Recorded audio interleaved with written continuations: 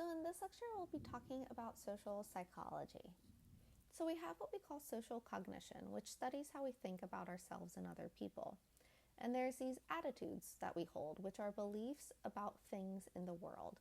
And we can form them through classical conditioning, where situations condition us to have specific responses, that operant conditioning that reinforces and punishes to establish and solidify our attitudes or beliefs over time, and observational conditioning, where we're acquiring attitudes of significant role models.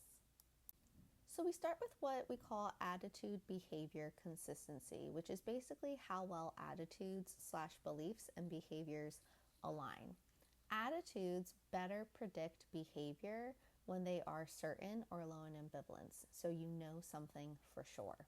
Or both are positive or negative in affect and cognition. You think and feel positively or negatively about something.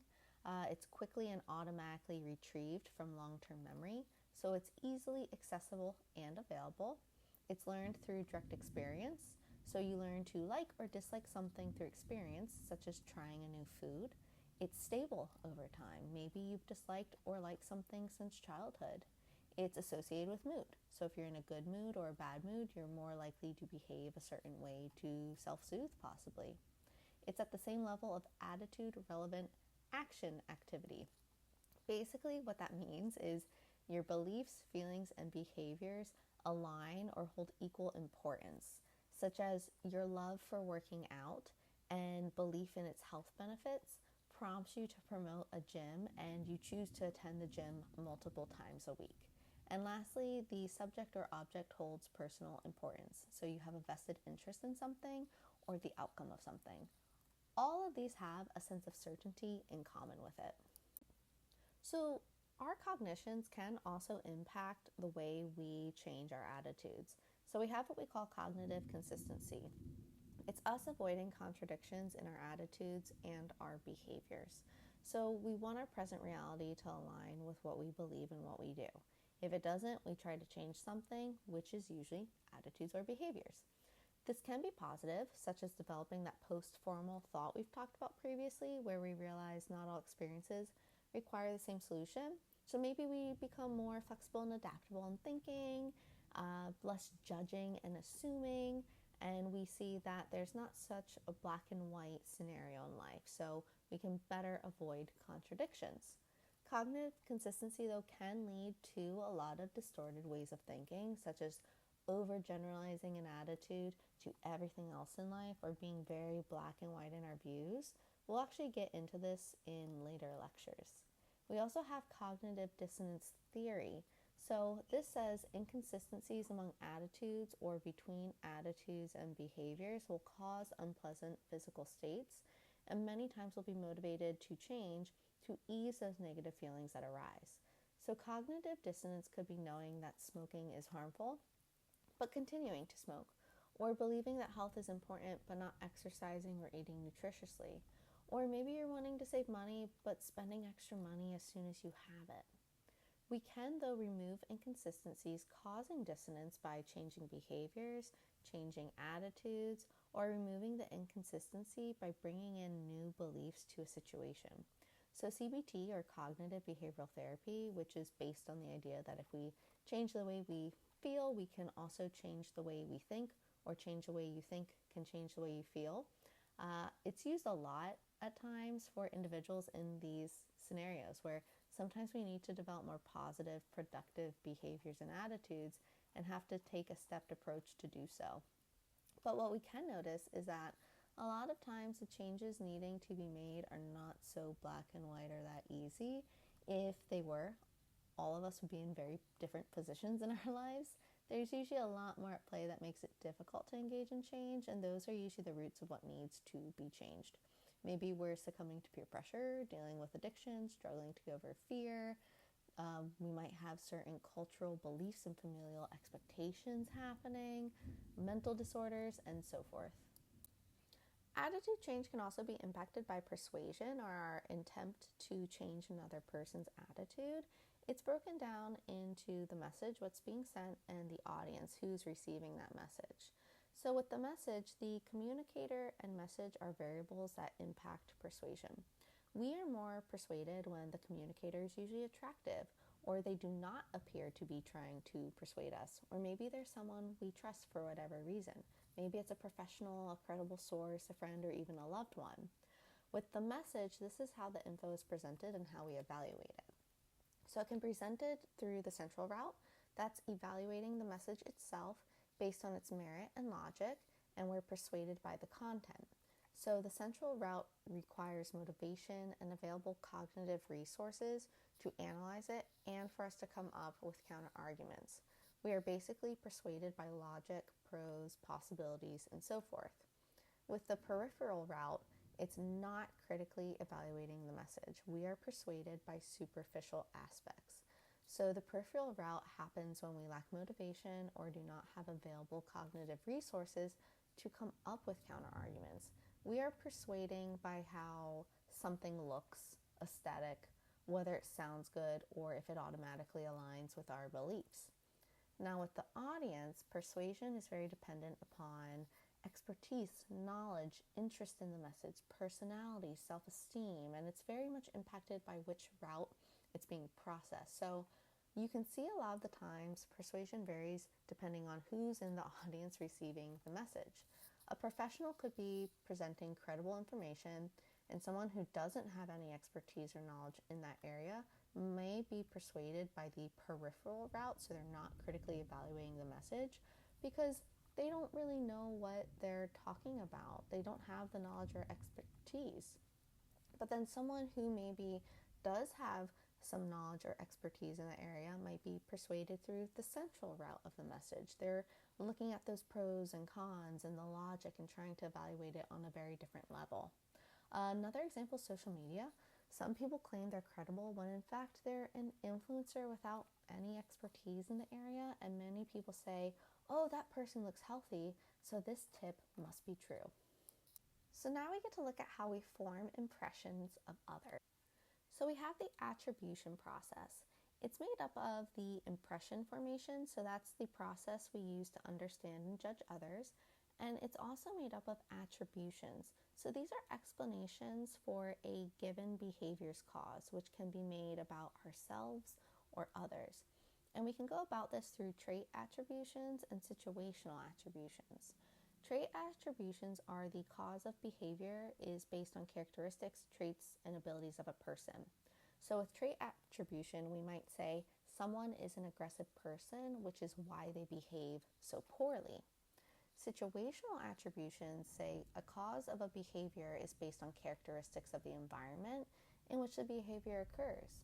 So a situational attribution, we might say someone was treated disrespectfully or had a bad day, which is why they behaved so poorly. So how we view other people or attributions can evolve based on heuristics or the shortcuts we develop in judging people, and biases we also start to develop. Usually what happens is we have to be careful of attributions though, because a lot of the times they tend to create excuses or definitive facts when all we really want to do is use them as a tool to try and understand or view a situation more objectively. Usually this is when we start to see biases in our attributions occur, especially when there are a lot of heuristics or shortcuts we use in making those attributions. We fail to see other information. So what we have is called fundamental attribution error, which is us relying on trait attributions, and we're totally discounting any sort of situational explanation for a behavior. So we're looking at someone and saying they are a certain way because of a certain trait or personality characteristic they have. And this can occur for a variety of reasons. Maybe we don't know much information about the environment or the person, or maybe the social setting we're viewing the person and the behavior in is what is greatly impacting our perception. It can also occur because of culture. Individualistic cultures will emphasize behavior and accomplishments of individuals over groups, where collectivistic cultures will emphasize behavior and accomplishments of groups over individuals. It can also occur because of an actor-observer bias, so we're making errors when judging others, but we're less likely to do so with ourselves. So an example of this is You look at the person and say, you behave this way because you're just a cruel, mean person, but you'll dismiss any other possibility for their behavior. And if we're in a relationship, we might say about ourselves, I behave this way because I had a bad day. Where now this creates an excuse for yourself while blaming the other person. So in therapy, we call it negative attribution theory. We have different knowledge and understanding of ourselves over others at times, and we tend to consider our environment a lot more than our behavior when we think about ourselves, as opposed to looking at another person and being unaware completely of their inner worlds. Fundamental attribution error can also occur because of a self-serving bias. So we're making trait attributions for our successes and situational attributions for our failures. So this can be seen when we are trying to protect our self-esteem or make people think positively about us. But we will then avoid accountability and responsibility for ourselves, our failures, and mistakes, which then mean other people now have to be responsible for you. A lot of times, all of this is reduced by practicing what we call mindfulness and just being aware of our own potential biases we may hold. We also come to judge and view people through prejudices. So we have stereotypes, prejudice, and discrimination. Stereotype is a schema about a given group of people. It allows for assumptions and expectations, and usually they can be neither negative or positive. It can kind of go into any realm, really. A positive stereotype is that you interact with an elderly person and are assuming they must be wise. A negative stereotype could be you see an impoverished or poor individual and assume they must be lazy. But that can lead into prejudice, so a negative stereotype being applied to all groups' members. It's very limited evidence to support it, and it obviously ignores differences between people in that group. So that person you saw in poverty is not the only lazy person. You now think all people in poverty are lazy. So that then leads to discrimination. It's different treatment due to a prejudiced attitude we hold, behavioral expression of a prejudice, essentially. There is what we call aversive racism, so outward support of equality and fairness, but negative emotions are held when in the presence of a minority that results in discrimination. And we also have what we call microaggressions, so subtle expressions of prejudice, and it's sometimes unintentional. But when we say subtle expressions, it's not that these are not noticeable. It's that these types of discriminatory behaviors are more subtle in comparison to direct discriminatory behaviors. So they also have the potential to be intentional and unintentional. The unintentionality tends to stem from someone's lack of awareness around their own stereotypes and prejudices they hold, which is why it's so important to have that awareness and to have appropriate changes with it. So for example, a direct discriminatory act could be someone not getting hired because of their race, whereas a microaggression could be that you are taking longer to befriend someone or become comfortable around them because of their race when compared to those of your similar race. Other types of discrimination take the form of harassment, and people can be discriminated against for age, gender, sexuality, race, religion, politics, parental status, and so forth. We do see prejudice and discrimination all the time in our culture. A lot of us hold them but won't admit it because of cognitive dissonance when our attitudes and behaviors don't align, and we'll feel guilt, shame, or embarrassment. The thing is that if you are aware of your own prejudices, stereotypes, and discrimination behaviors you hold or engage in, you can change them. You just need to be aware of it first and work on your judgments, assumptions, biases, attribution process, and identity to become more comfortable with someone because of their race and negative views you hold about this race. We do have what we call a stereotype threat, so that's the fear of being discriminated against or judged based on prejudicial stereotypes to the point it actually elicits a self-fulfilling prophecy. So your awareness of others' beliefs about your abilities can sometimes lead to a negative outcome and affect your performance when attempting to demonstrate those abilities. It's not usually a result, though, of a thinking process. So an example is a student's worried that performing poorly on a test would confirm a negative stereotype about their age, race, or gender, that they develop so much anxiety around doing well on the test, they end up doing poorly because of the pressure. There are usually biases at play that will also set people up to fail due to discriminatory behaviors, and sometimes the way we think can elicit such a strong response it's hard to get a grasp on it, like the anxiety from the example we just discussed. Now, we usually learn to be prejudiced, and remember, prejudices are usually those negative stereotypes we'll develop. A lot of times it can occur through classical conditioning, and that'll be when there's repeated negative or positive experiences that will shape our beliefs. We also have it through operant conditioning, where we'll value the feedback we get when we behave in a certain way. We also can have it through observational learning, so maybe we learn values and norms from parents, caregivers, teachers, peers. There's also evidence that suggests that adolescents' attitudes can sometimes impact those of their parents and change them due to what we call distancing behaviors.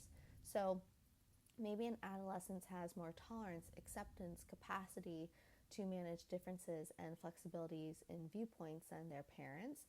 And what will happen is sometimes they'll distance themselves from their parents or caregivers, and that distance will be enough to sometimes incite or promote change in those caregivers or parents' attitudes. Group dynamics also affect prejudice. So groups are what we refer to when we're talking about the vast majority of people or groups of people we attribute ourselves to or with. We have what we call an in-group bias. So that's favoring people who belong to the same groups that we do. It does create a we versus them mentality though, and it's where we derive parts of our self-esteem. So a really easy, prevalent example is we see this all the time with politics and how news and media portrays politics. It is a very we versus them mentality, and if we believe our political stance is the best political stance, then our self-esteem increases by being a part of that specific political group because we feel we belong and our attitudes are confirmed, accepted, and praised. The issue is that for us to hold attitudes that something is better than another is for us to go about life looking for fault in many people or things and easily casting people into good or bad categories or right and wrong categories. Yes, there are things in life that are right and wrong, of course, but we don't want to evaluate life in such a black and white stance that is so rigid. We also have outgroup homogeneity bias, which is seeking the outgroup as all being alike. So it's the group that is other than us. And then we'll disregard the differences of people who comprise a group to which we do not belong. So going with the political example again is because we frequently see this throughout history and in present times, it's that people who are part of a political group will defer to all members of the other group or the outgroup as being the same. But I imagine we've all met people in our lives who identify with various groups, whether it be politically, sexually, racially, or even groups for sports, and not all members are the same. Then we have realistic conflict theory. So prejudice will result when important resources are in very short supply. It'll cause a dislike for those outgroup members who we feel are using resources when we want them, and it creates what we call a scapegoat. It's someone we blame for within an outgroup for society's problems. So this arises when people feel very threatened and powerless. So it's a grab for power or control. You see this happen when someone in power wants a group to help fight for a certain quote unquote cause they create. A lot of times everyone is facing challenges which can create conflict. And if people are in conflict, it's very easy to take sides and fight for power than it is to understand and engage in dialogue that addresses an issue appropriately. So how do you reduce prejudice in the real world? There are some hypotheses or theories for this. One of them is the contact hypothesis. So that's saying we should increase non-competitive contact, which is basically we should interact with outgroups in a non-competitive, non-conflictual way. But it doesn't always work due to self-segregation. Other people say to create motivation to spend time together by promoting cooperative contact where groups work on a common task, or maybe use superordinate goals that both groups want to accomplish but can't without the help of each other. There are other ways to reduce prejudice that get proposed, and in some, what works best technically is when maybe different groups need each other, or different groups have a common subordinate goal that requires everyone's efforts to achieve it. The different groups work shoulder to shoulder on an equal playing field to accomplish a goal, or the contact's hospitable, informal, and free from negative emotional interaction. Contact without group members lasts for a significant period of time, or the norms governing the contact situation promote harmony and mutual respect. Obviously, a lot of this is free from typically competition, blame, fear, and so forth. Now we'll look at why we're drawn or attracted to others. We have proximity, exposure, and similarity for this. Proximity is being physically close to someone, so sometimes that closeness can generate attraction. It also can create the near exposure effect, where it's our tendency to like someone due to increased exposure to them. Also, proximity helps a lot to create familiarity, comfort, closeness, and bonds, which are very much needed for attraction. We also have similarity, so being more attracted to someone we are similar to than those with whom we are dissimilar. Self-esteem can play a role in our preference. Those who are similar allow us to maintain a high self-esteem, so when we value those in a similar way, we in a way are valuing ourselves. This isn't always the best way to find value, because now this person has unfortunately unknowingly become a tool for us to use, but similarity does help reduce cognitive dissonance for a lot of people. So sometimes it's easier to change attitudes about a person than it is about your beliefs. Similarity is also important though, because we want to have things in common with those we hold relationships with. It helps us bond with them. But why is physical attractiveness so important? Well, first, looks tend to be what most people notice first. And physical attraction may be partially based on a biological and instinctive need. It's believed that people notice health, or whether someone might be healthy enough to have a child when you see someone's physicality.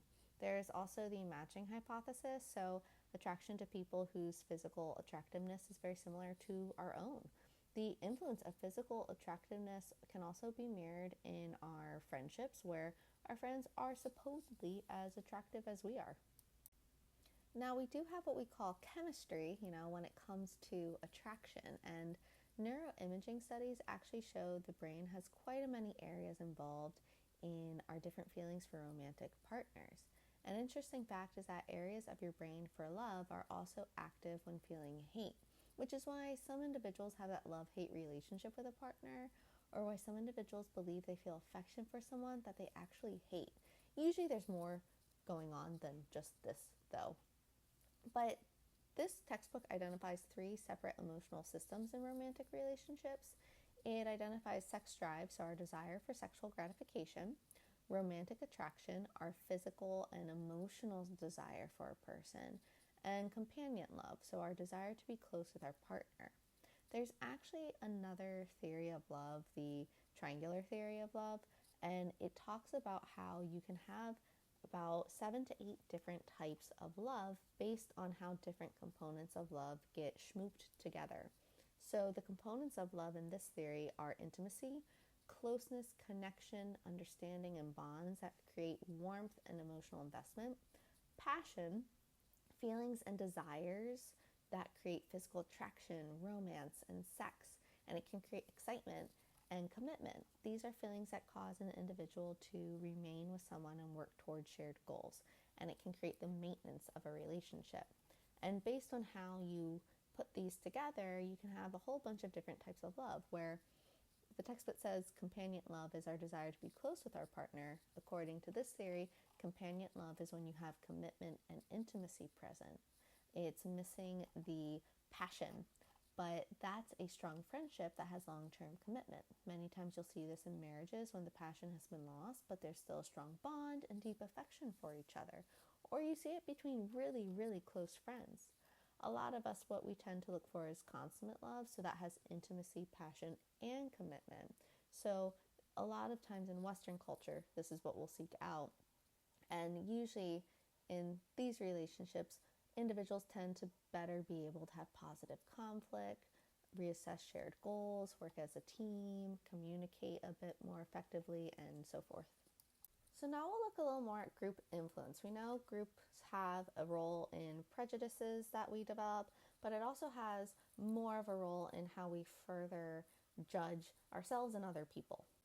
So large social forces or large impactors we see within groups are group norms, cohesiveness, and conformity. Group norms are these rules that guide the behavior of a group. So they can be stated, explicit, or unwritten, implicit. And usually they could ensure society runs smoothly, or maybe it's to fulfill social needs or provide security or a sense of identity. So group norms could be maybe explicit laws we follow, or the understanding that yelling in public spaces is rude. If we do not adhere to the norms, we usually have some sort of embarrassment, punishment, and so forth. We then have cohesiveness, so the degree to which members of a group value their group membership. Some people do not have to value a group membership at all. Some people really like being a part of a group where others don't. But it can help to create tight-knit groups when the cohesiveness is really high and people have positive attitudes about the group. So with cohesiveness, people who feel positive about being part of a group are more likely to conform than those who feel negatively because they want to remain a part of this group. But that leads us to conformity, which is behaving in such a way that fits with group norms and expectations. You see conformity challenged all the time with gender roles, for example. You also see group norms, cohesiveness, and conformity throughout school years. There's so many trends and aspects that people try to adhere to fit in. Groups can easily become a part of our identity or a guide for what we do not want, but they can also influence our personality and our beliefs. They also can be a source of distress, though, due to high amounts of pressure to conform when we do not fully fit or identify with a group. So conformity is very well explained by culture and confidence. We have what we call normative conformity, where people will behave in a way to help satisfy those group norms or expectations. And the motive is usually to be liked or avoid being judged negatively by someone. So an example is you're agreeing to attend a party with friends even though you know you should stay home and study for an upcoming exam because you want to fit in, you want to be liked by them.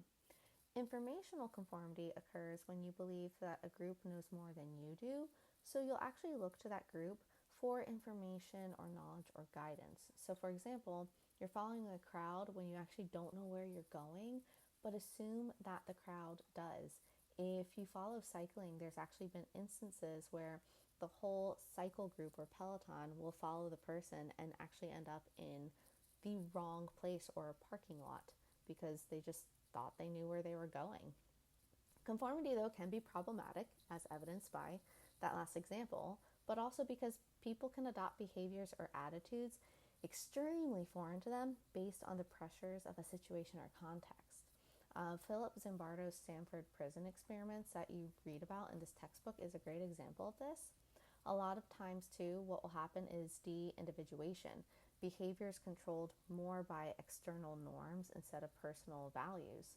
So a lot of times you'll see de-individuation in extreme instances like war or everyday experiences where a person may believe they do not have any control, say, or choice in their life or in a specific matter, which sometimes we do and sometimes we don't. So is being part of a group better than working alone? Working in groups can absolutely be positive because we find ourselves feeling motivated and accountable in certain situations. Plus, you're learning from one another. This is usually seen more in what we call social facilitation. So it's when we're working around others and it causes us to increase the quality of our performance. But group work can have its downsides as well.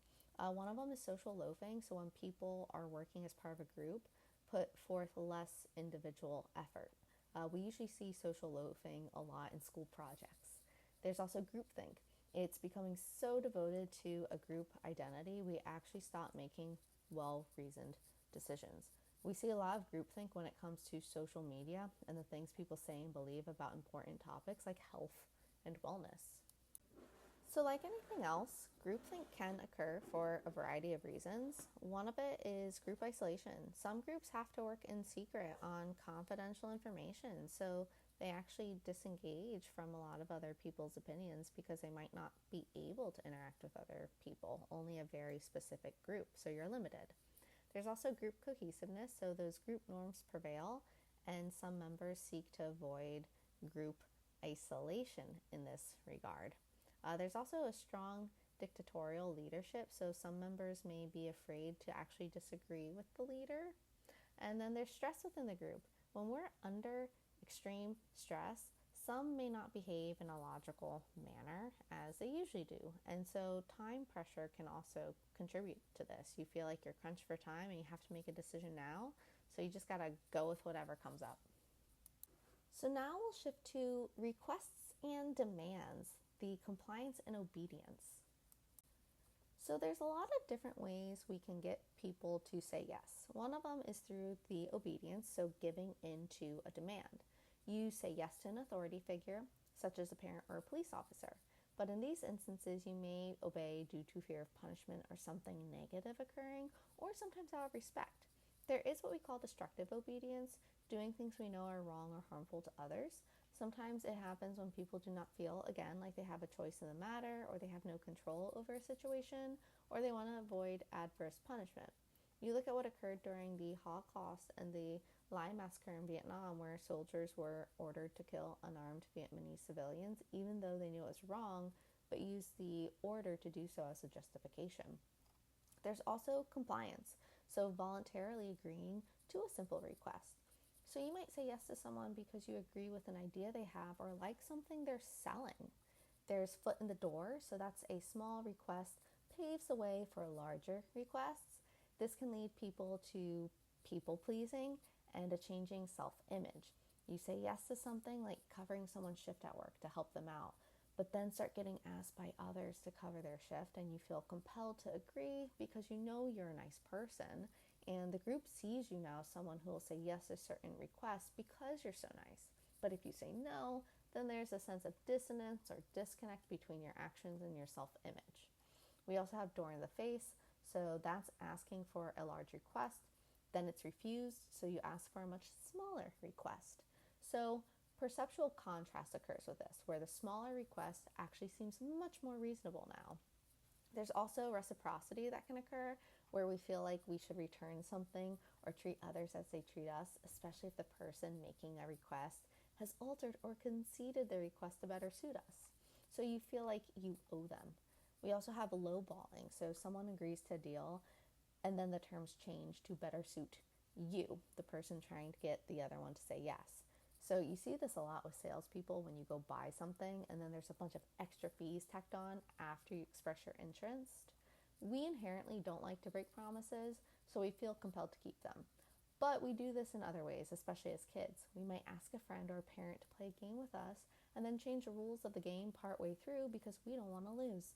Or as adults, you see this as the, I forgot to mention ordeal, and next thing you know, what would have been time spent with a loved one, maybe you're now helping them with certain tasks. And last but not least, we have the that's not all. That's sweetening the deal by offering additional incentives. It's kind of like infomercials. It's saying that if you agree to something, you can also get more included. It hinges on reciprocity, in which someone did something nice for you, so you should say yes. We do this a lot in our relationships, where someone tries to convince you to say yes to something, and they will offer a whole bunch of niceties if you agree, but then you feel a little bit indebted to them. So there's actually a lot of things that will affect obedience. It could be the presence of an authority figure, whether they're real or perceived to be an authority figure. Sometimes it's the physical distance between someone or something. Being closer or further away can feel safer to say yes. Also, the timing of the request impacts how easily we'll obey and say yes. Creating a slippery slope is also a thing that occurs. It's usually with the foot in the door compliance obedience situation. You basically get someone to say yes to those increasing demands, and as you know, it creates that slippery slope where you just go down a rabbit hole of sorts. There's also psychological distancing, so maybe we might dissociate from consequences of an action, and if we know we can do that, we'll just say, yeah, sure, I can dissociate and not deal with it, so it should be fine. And then there's also perceptions of our personal responsibility for actions. If we don't feel like we'll be responsible for something, usually we're more easily able to say yes to it. But we also have aggression, which is very hurtful to others. So there's biological theories for aggression. And aggression, as we said, is hurtful to others, but it's usually an action that is intended to cause harm to others. We have what we call instrumental aggression, so the actions are done to facilitate a goal, or hostile aggression, where the actions are meant to hurt other people. So testosterone and low levels of serotonin are actually correlated to aggression, but as we know, causation cannot be inferred from correlation. And childhood abuse, usually more often than not, leads to higher likelihoods of aggression. But aggression is not assertiveness. Assertiveness is actually respectfully having a dialogue with someone or other people, while aggression is a power play where you're actually trying to obtain or assert power over others. So how do we learn aggression? Well, as we know, Alfred Bandura's Bobo doll experiment showed that aggressive behavior can be the result of learning and modeling. And one thing that can happen is cognitive neo-association theory. So that's cues present during an aggressive event become associated with the thoughts and emotions experienced during that event. So maybe you're driving and see a lot of road rage, or you experience road rage, and then you'll experience frustration at times. So you eventually start to associate cars with anger, frustration, dread, and other negative sentiments when you see them. We also have hostile attribution bias, so we're perceiving others are motivated by a hostile intent. This usually appears in children who have experienced abuse, and you'll also see it in adulthood. So they're very hesitant with others and perceive someone has malintent or they're malevolent. But like I said, you see it in adults as well, and usually it comes from us having some sort of negative experience and we become suspicious, hesitant, and mistrusting of others. It can also increase the likelihood someone behaves aggressively, as they might be trying to protect themselves in situations they don't actually need to protect themselves. They just think they do because they're perceiving it all incorrectly. We also have frustration aggression hypothesis, so frustration causes aggressive behavior. This arises more so when we don't know how to regulate our emotions, and we might do what we see others do in life or in movies. We can also choose to help other people, which we term prosocial behavior. So like we just mentioned, prosocial behavior is behavior that helps others. You can also have altruism, or it's other termed helping behavior. That's prosocial behavior that's done without no expectation of reward or it being returned. You just do it because you want to, and no one has to worry about giving back to you. One of the most famous incidents we'll see that demonstrates helping behavior was Kitty Genovese, which you'll actually read about in your textbook.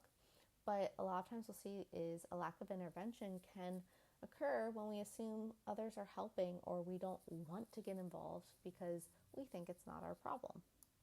So there's usually 5 steps that are needing to be decided upon when we go to engage in helping other people. First, we must notice something is out of the ordinary. Then we have to correctly interpret the situation as something that requires our assistance or help. You also need to feel you have some sort of responsibility to help or intervene, and you need to decide how to help that person in distress. And then lastly, you need to implement whatever type of help you're trying to give and actually go help the person in need. We do have what we call the bystander effect. So the more witnesses at an emergency or issue that's out of the ordinary, the less likely anyone actually is to offer help. Some causes of this could be diffusion of responsibility. So it's this idea that everyone, all bystanders, shared equal responsibility for helping in this situation. So it's the I'm not fully responsible, they can do something too. We also have pluralistic ignorance. So it's this failure of a group to perceive where a problem is that requires their help. So it's kind of like, if no one is helping, why should I? Is it actually an issue? We actually do these things all the time. Majority of the time, we're either conforming to a group, questioning our reality of something, allowing specific fears to control us, not trusting our judgment, or not wanting to take responsibility for something. And that concludes our lecture.